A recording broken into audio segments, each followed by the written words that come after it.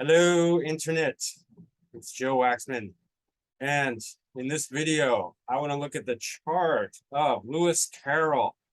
If you don't know who he is the author of Alice in Wonderland. That's his claim to fame. Guys, before I begin, don't forget to hit the like button and subscribe if you have not already.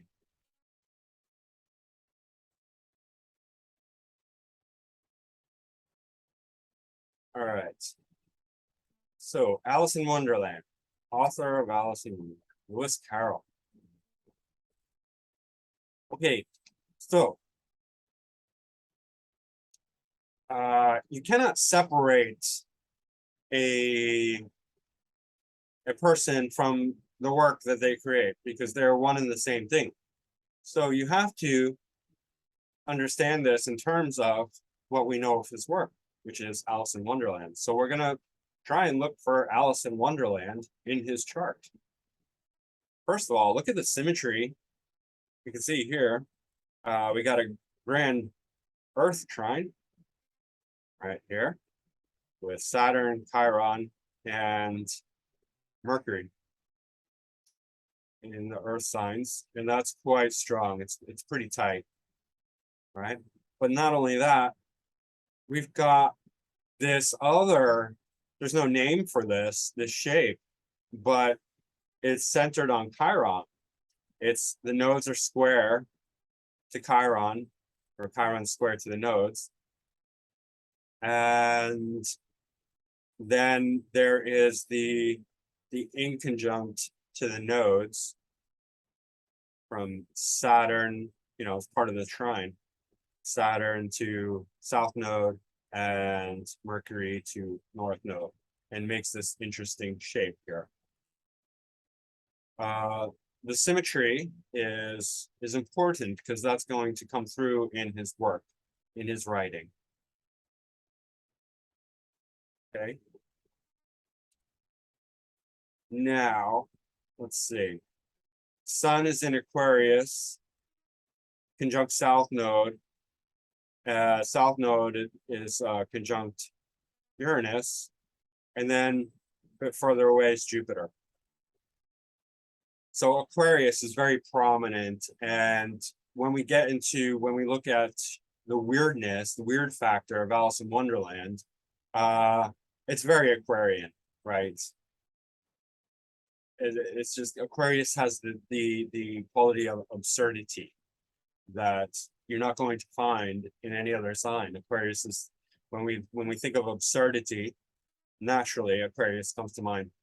Not only that, but south node conjunct Uranus. This is a combination that is often found in real genius type thinkers, brilliant inventors, genius, like for instance, Mozart had this, Edouard Manet, if you're familiar with art, he had this, Henry Kissinger, a political kind of genius, even if he was evil-minded, and a eugenics proponent, still brilliant man. So Lewis Carroll has it as well. In Aquarius, which is the co-ruler of Uranus, is the co-ruler of Aquarius, so it's very fitting. Aquarius stellium, right? In the third house. This is the third whole sign house, third cusp for writing. I mean, that's perfect, brilliant, right? South node indicates, a past familiarity, something that we're born with, a talent or skill or knowledge, right? So he came into this world being extremely Aquarian, third house, writing. Also, mathematics and invention were a part of his repertoire. He was an excellent student, an excellent mathematician, and an excellent writer. He wrote other things. He wrote, excuse me, after Alice in Wonderland. He was not recognized before then, but he wrote Alice in Wonderland and had huge success, instant success, right? And then he wrote Through the Looking Glass, which is the further adventures of Alice in Wonderland. I don't really know much about that. And then he also wrote some poems. Actually, I kind of want to read one of his poems. It's not very long, but I think it's super interesting, and it really it explains, it gives you a flavor of his chart. And then people call this sort of like nonsensical poetry. Not in a derogatory sense, I don't think, but just that a lot of the words he uses are not even real words, but it's excellent nonetheless. It's very Aquarian, if you ask me. And I'm going to read a little bit slow because I don't want to mess up the poem. 'Twas brillig, and the slithy toves did gyre and gimble in the wave. All mimsy were the borogoves, and the mome raths outgrave. Beware the jabberwock, my son, the jaws that bite, the claws that catch. Beware the jub bird, and shun the frumious bandersnatch. He took his vorpal sword in hand, long time the manxome foe he sought. So rested he by the tum-tum tree, and stood a while in thought. And as in uffish thought he stood, the jabberwock with eyes of flame came whiffling through the tulgey wood, and burbled as it came. 1, 2, 1, 2, and through the vorpal blade went snicker snack. He left it dead, and with its head he went galumphing back. And hast thou slain the jabberwock? Come to my arms, my beamish boy. Oh, frabjous day, Callooh, Calais, he chortled in his joy. 'Twas brillig, and the slithy toves did gyre and gimble in the wave. All mimsy were the borogoves, and the mome raths outgrave. Oh, that's fun. So, okay, that's very Aquarian, okay? Because it's the humor, the nonsense, the inventiveness, the absurdity. That's all Aquarius. Okay, so we're getting that. Now, his moon is conjunct his ascendant, exactly, in Sagittarius. So Sagittarius is all about adventure, right? The adventures of Alice in Wonderland. Can we get more literal than that? It's also conjunct the white moon Selena, which is the white moon is meant to it's supposed to represent the a very good side of the moon, like spiritual, noble, loving, very high quality.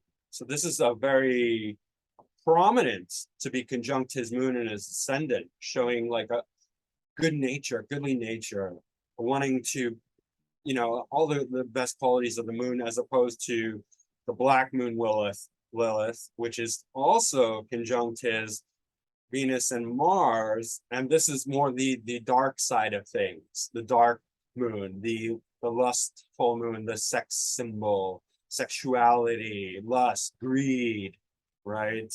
It's representing the dark half of the moon. And so he has these both quite well represented. And we're going to see that as well in his book, Alice in Wonderland. The Alice is more like the ascendant, the moon, and the white moon Lilith, or white moon Selena, right?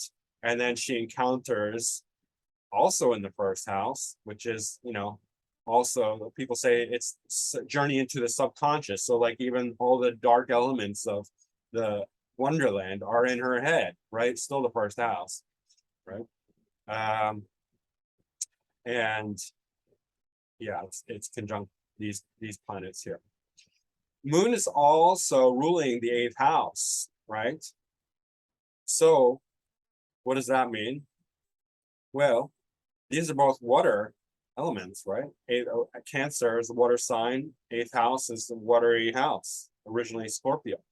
So now we're having some very like mystical qualities in coming to him. He's embodying these mystical deep elements. And originally, Alice in Wonderland was entitled Alice in the Underground, right? Underground. Underground is 8th house.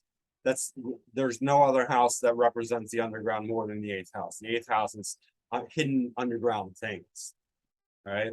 Not even the 12th house. The 12th house is about the ocean, being lost in space, or being lost in the ocean, right? But digging underground, that's 8th house. So that's very clear. And moon represents the mystical nighttime, right? You think of the Cheshire Cat with the moon smile, and it's like he's hidden at first, right? You can't even see him, and then you see him. So this is all very revealed in this, like his whole chart will literally be, Alice in Wonderland will be an expression of this chart, literally. Right. So we can find every element of that in here. Death also, I mean, 8th house rules death, mysticism. He was born very into a religious family, but he was also a cultic, right? So that's also 8th house. He believed in the psychic stuff, psychic realms and things of that nature. His mother died young. It's also seen here. Okay. Jupiter, his ascendant lord, is going into Aquarius in the 3rd house, right? It's just all very straightforward. Saturn is dispositing most of his planets. Let's see here. We got Mercury, Neptune, Sun, South Node, Uranus, and Jupiter. So Saturn is in Virgo, which is excellent for writing, for the critical thinking. And it's in the 10th whole sign house, but 9th house. So education, religion, philosophy, these are all going to be important to him, as well as 10th house themes, fame, recognition, career. And so it was, he was very, he's very academic. That's, Saturn in Virgo in the 9th quadrant, still retaining 9th house elements, 9th and 10th. So there's still that. And there's a mutual reception between Saturn and Mercury, right? Mercury is in Capricorn, Saturn is in Virgo, mutual reception. So that's quite strong as well. Saturn does get the most points, followed by Mercury in the scoring of the essential dignities, according to this.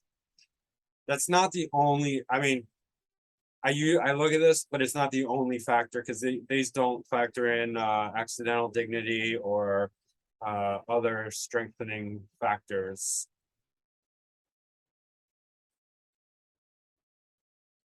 Right. So, but that is a very good, and they're trying.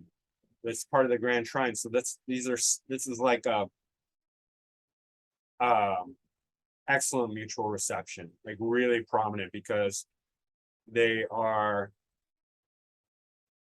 in harmonious aspect. The trine, that's the most harmonious aspect, and not just by sign but by degree as well, off by 2 degrees, right? So it's really prominent, very powerful. And it's bringing in, Saturn is 2nd and 3rd house.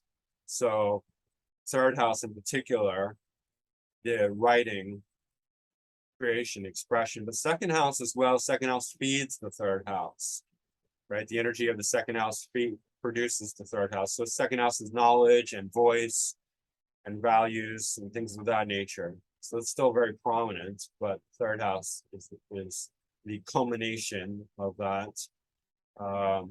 Mercury is ruling the 7th house and 9th whole sign house, or 10th whole sign house, sorry, and not a cusp, but the majority of the 9th house. So 9th, 10th, 7th. And these are all, 9th house for publishing as well. That's very prominent. 7th house for generally relating to the public, to the masses, and 10th house for public recognition. So that's all very relevant, very telling. Okay, Neptune also is in the 2nd house. Neptune in the 2nd house is not great for money.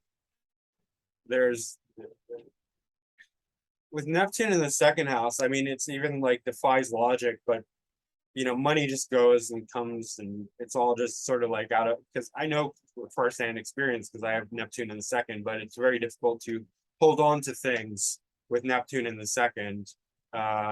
You just lose things easily because Neptune represents loss, but very creative, and it's fueling this whole stellium here. So still in a good position. And Capricorn as well, not the most creative sign, but again, the earth signs, excellent for the analytical thinking, structure, writing. Yeah, that helps that a lot. And Chiron here is interesting. It's part of this grand trine. And I think Chiron has a connection to fiction in general. Why? Because, well, Chiron, if you think about it, it's a weird rock in the sky that defies classification. It's somewhere in between an asteroid and a comet, right? And there's no other rock in space that's quite like that. It's an odd shape, and it's in the orbit between Saturn and Uranus. So it stands alone in our whole body of planets and planetoids. It's completely unique. So it has this quality of being different, of being like the wounded reject, as I always say, as well as something that's odd or even fictional, right? Because it defies the norms. So it has elements of science as well, being Saturnian and Uranian. So science fiction or fiction in general. So in the 6th house, part of this grand trine. So it definitely brings in that strong fictional, strange, odd element. And it's also square the node. So it's playing a very pivotal role in his career in the 6th house as well. And so 6th house will have the strong intellectual, hardworking quality of critical thinking and just getting down to the grindstone, like the daily habits, the mundane, just doing it daily, day after day after day, whatever it is. In this case, that it's, I think it's fiction. I'm calling it fiction here. As well as it's influencing his health. He had a stutter throughout his life, and he was lopsided, and he was just kind of this strange guy.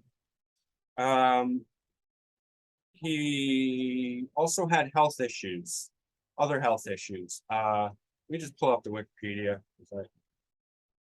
Memory's a little not 100%.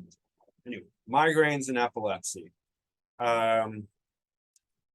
And this they relate to his distortion in size, thinking about, like the Alice in Wonderland with she's big and then she's small. Alice in Wonderland syndrome. Because manifestation can resemble the sudden size changes.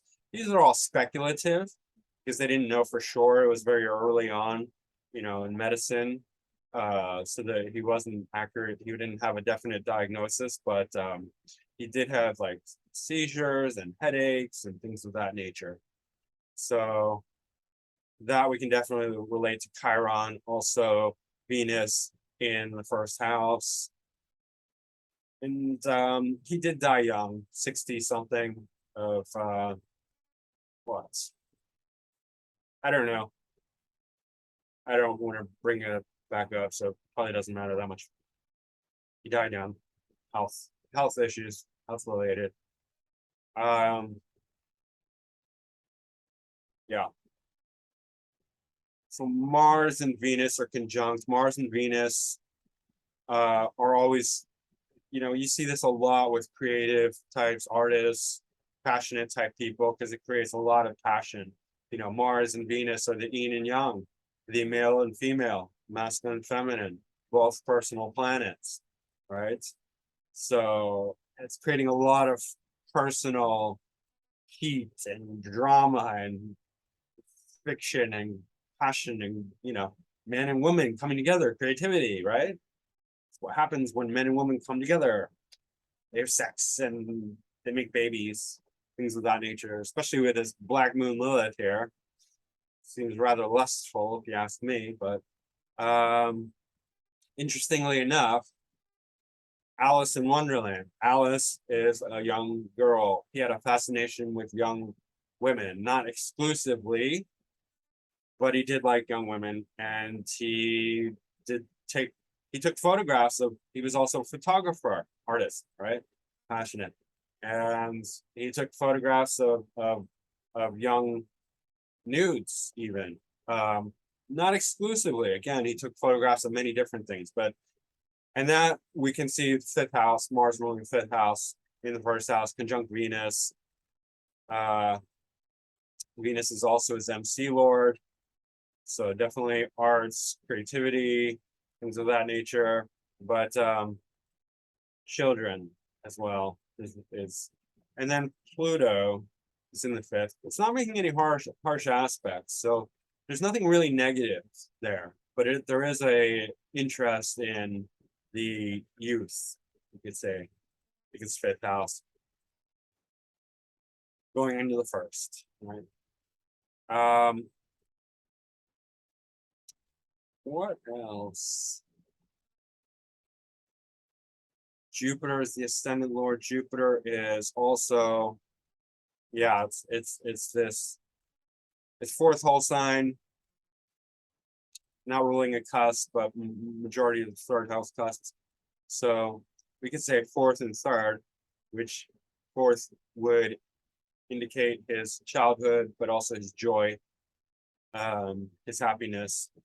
So happiness in writing, that's evident, right? Sun is ruling ninth house cusp. Again, we covered that strong ninth house influence. And then if you look at the nodes, there's a continuation, right? Because south node conjunct the sun, north node in Leo, which activates the sun. So that tells me that whatever he brought into this world, he was going to continue throughout his life. So from start to finish, it was just a continuation, a furthering. Some people have it clearly divided. The nodes divide the chart in half. Therefore, you have an early first half of life, and then the second half of life is quite different, right? That's the way it was with me, and that's the way it is with a lot of people. But some people, they just have a one continuation from the beginning of their life to the end of their life. And it's square Chiron here, so that definitely indicates that he's very chironic, strange, odd, fictional type person with health issues, sixth house, but it's also tied into this grand earth trine. What else? Chiron. Oh yeah, Chiron's, that's the nodes. Also Uranus, I guess. And then Saturn is in conjunct Uranus. That would show that my interpretation is that he's just not going to follow the rules with this, because the inconjunct shows that there's no real strong connection. There's a discordant connection between the two planets. It's not like the square where they're just like really butting heads. It's almost like they're just not seeing each other clearly or squarely. It's, you know, because it's the inconjunct, it's the 6th and 8th. So it's a hidden, they're hiding from each other. And Uranus is the rebel, the independent one. Saturn is the rules, the authority. So he's just like, he's not following the rules. He doesn't even acknowledge the rules. The rules are just kind of irrelevant to him. He's just doing his own thing, and he's going to bypass the rules. Whereas if it was the square, he's going to directly confront the rules like a rebel, and that's more like me, or like like James Dean or something like that. He's just not even aware. He's kind of oblivious to the rules. Right? Mercury in conjunct the North Node. That's interesting because this is it's actually the 8th quadrant, but it's pulling in the ninth. It's pretty close to the 9th house cusp, and it's 9th whole sign house. So definitely going into the underground elements, right? But also 9th house, education, higher philosophy, fame, recognition, publishing, publications, creativity, things of that nature. And I'm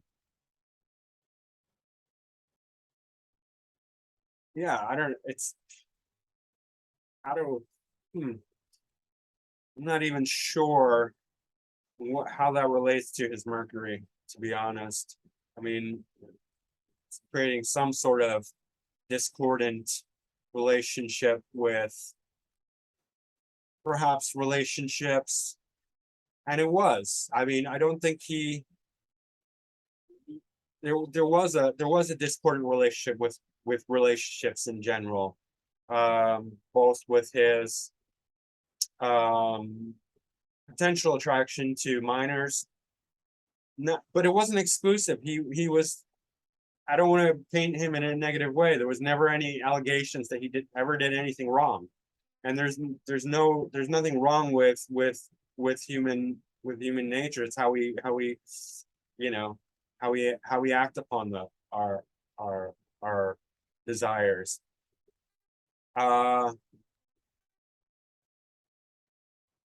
But there was definitely a lot of things were obfuscated, and that's the relationship with in conjunction. It's kind of like an obfuscation where things are like obscured, and his relationships were obscured. He definitely had relationships, but they're kind of shrouded in mystery for some reason. And it's not because they were with minors. They weren't. They were with adults. But at least from what I know, the Wikipedia, it says like a lot of that was hidden. So I don't, that could have that could be a part of this, right? As well as, 10th house, I don't know, public, I something. That there were things hidden. And if you look at I'm not going to bring it up again, but a lot of his diaries were missing. A lot of the information around his life went missing. So that could have something to do with this in conjunct. Because it's exact, so it's got to be, pretty pertinent to, especially as he got older. Things things went missing in his life. In any case, let's look at his draconic chart. Get a Pluto in Scorpio. That's more 12th house because it's outside in the 12th quadrant and 12th whole sign house, even though it's not too far from the ascendant. Pluto in Scorpio in the 12th, that definitely points to the subconscious.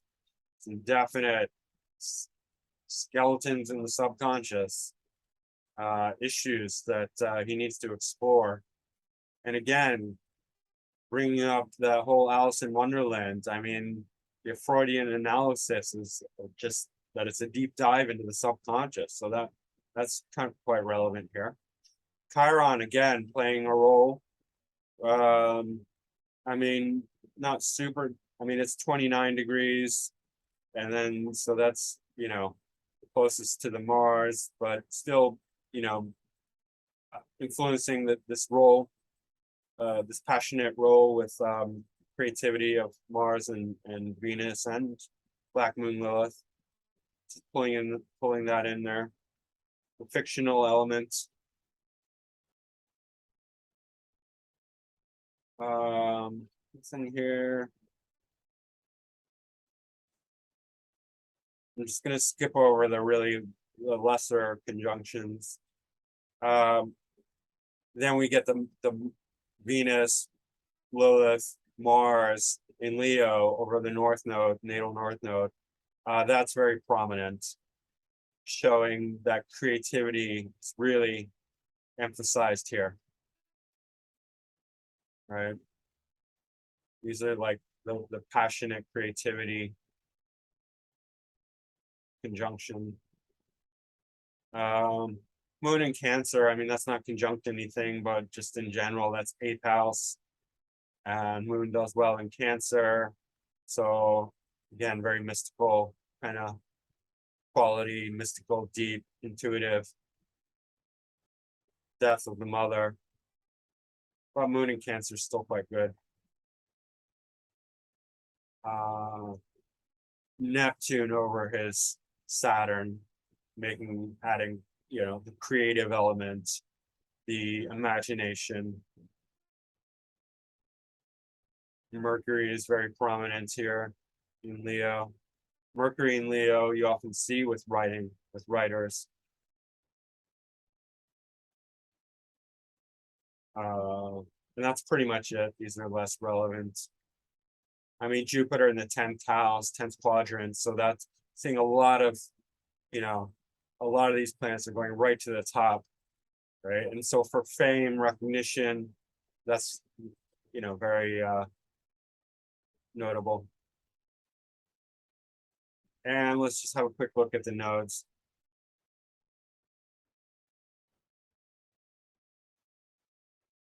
Okay.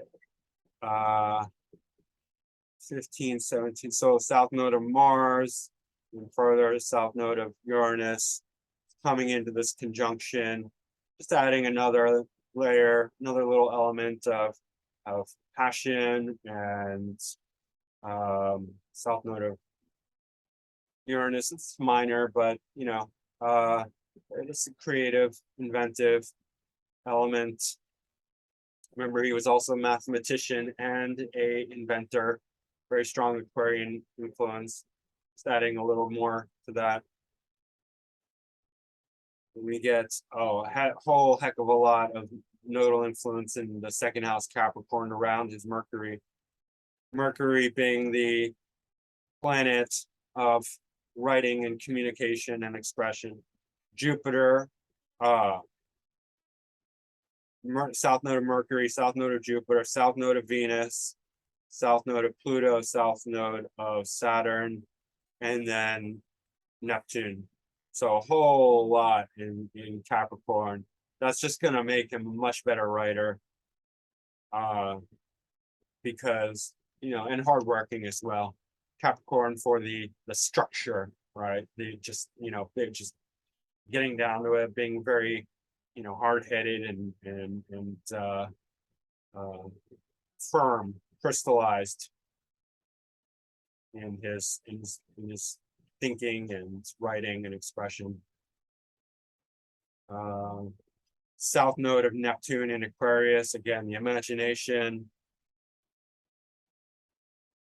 creativity in Aquarius, the weirdness, the absurdity. North node of Mercury in Aquarius, again, adding to that.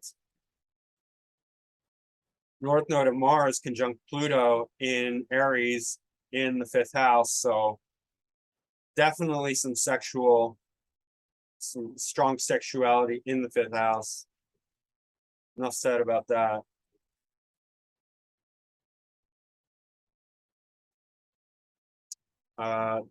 North node of Neptune conjunct the north node of the moon. adding even more to the creative element in the ninth house. And that's pretty much it for the nodal influences.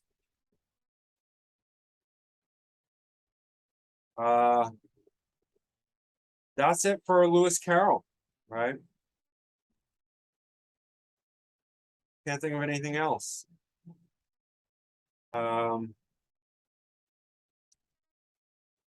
Guys, hope you enjoyed this.